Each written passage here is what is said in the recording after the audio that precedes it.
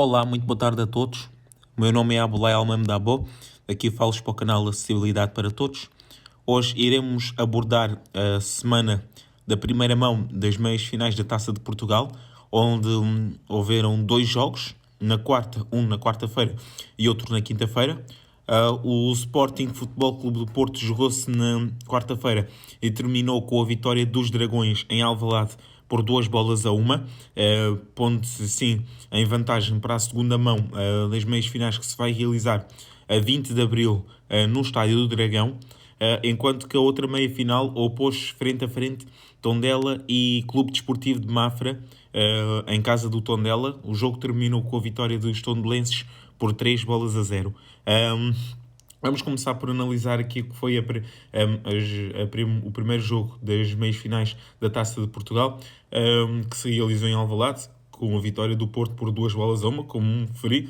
Uma primeira parte em que o Sporting esteve ligeiramente melhor, onde criou as principais oportunidades de golo, se bem que o Porto até nem tenha estado assim tão mal na primeira parte. Só que as principais oportunidades pertenciam à equipa que jogava em casa, como era natural. O Sporting jogava em casa, a primeira mão frente ao seu público, quereria obviamente partir em vantagem para depois no Dragão poder disputar a eliminatória noutras bases, como é evidente. A primeira parte acabou, no entanto, sem golos. Com alguns casos, já vamos falar sobre isso. Podemos também falar sobre aquilo que aconteceu no início quer da primeira, quer no início da segunda, que foi facto dos adeptos do Sporting, principalmente, que é a equipa que jogava em casa, a atirarem tochas para o relvado. Um momento pouco agradável e que não deveria haver no futebol português, mas infelizmente continua a haver. Pronto. Continuando, no início da segunda parte, o Sporting faz o 1-0 por intermédio de Pablo Sarabia e de livre direto faz um golo, um lançamento lateral, consegue o Sporting ter um livre aos 4 minutos da segunda parte, da qual o Sarabia consegue fazer um golo. Depois de fazer o golo, o Porto reagiu muito bem. E mesmo antes do treinador do Porto ter feito 3 substituições, tendo metidas aqui os jogadores que habitualmente são titulares, sim, porque o Porto e o Sporting rodaram alguns jogadores em detrimento dos jogos que eles têm para o campeonato este fim de semana, não é? O Porto que vai jogar agora com o Passos Ferreira e o Sporting que amanhã vai receber o Aroca, portanto há alguns compromissos e os dois querem lutar por aquilo que é o principal objetivo, que é o campeonato. No entanto, também nenhum deles queria descurar a Taça de Portugal. E, no entanto, o Porto viu que as coisas estavam a correr um bocado mal para os seus lados, então o treinador teve que fazer a alteração. Mas mesmo antes da alteração, o Porto chega a um empate, como eu vos disse, através de uma grande penalidade. Que foi transformada por Mehdi Taremi, que agora é um dos melhores marcadores do Porto, a par de Luís Dias, que já cá não está, faz o empate a uma bola. E 5 minutos depois, o Porto consegue se colocar em vantagem por intermédio de Evanilson. E mesmo na segunda parte, o Porto acaba por ter as melhores oportunidades de gol. Até o treinador portista Sérgio Conceição acabou por referir mesmo isso na sala de imprensa, dizendo que o Porto poderia ter saído com uma margem maior para o jogo da segunda mão. O que lhes seria muitíssimo favorável e seria muito difícil o Sporting dar a volta, mas a meu ver, para aquilo que aconteceu no jogo, acaba por ser um resultado justo, porque nem o Porto merecia marcar mais gols para além daqueles que marcou, nem o Sporting merecia assim ter ganho o jogo. Portanto, eu acho que acaba de ser um resultado que se ajusta, que se aceita. Cabe ao Sporting agora ir ao Dragão a dar a volta à eliminatória, coisa que é um pouco difícil, e tendo em conta que os gols fora nesta competição ainda conta a dobrar. Portanto, é uma situação muito difícil para o Sporting mesmo. O Sporting terá que ganhar por 2-0 para poder passar a eliminatória. Agora podemos falar também dar aqui conta do que aconteceu no final do clássico. Se vocês se recordam, há há pouco mais de um mês, houve um clássico entre o Porto e o Sporting no Dragão para o campeonato.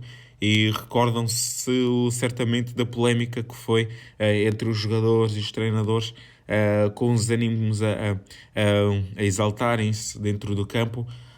Pois voltou a acontecer, embora não tenha sido com a mesma intensidade que foi no clássico que se foi disputado no Dragão. Desta vez foi um pouco diferente, mas mesmo assim, desta vez foi os dois treinadores que se confrontaram, sendo que no final do jogo o Ruben Amorim se dirigiu ao Sérgio Conceição e fez um gesto de que os seus jogadores tiveram-se a atirar para o chão. No entanto, acabou por ser desmentido pelo treinador do Porto, né? E a coisa acabou por se resolver. Os jogadores também colocaram alguma calma na fervura desta vez. Da outra vez tinham sido os treinadores a separarem os jogadores, agora foram os jogadores a separarem os treinadores. Mas pronto, houve assim alguns momentos de tensão no final do clássico. Normalmente é normal, uma equipa que perdeu, o Ruben Amorim, estava mais chateado. Pronto, mas depois o Sérgio Conceição encosta a cabeça no Ruben Amorim e há assim umas coisas assim um bocado más, mas pronto, faz parte do futebol, como toda a gente sabe.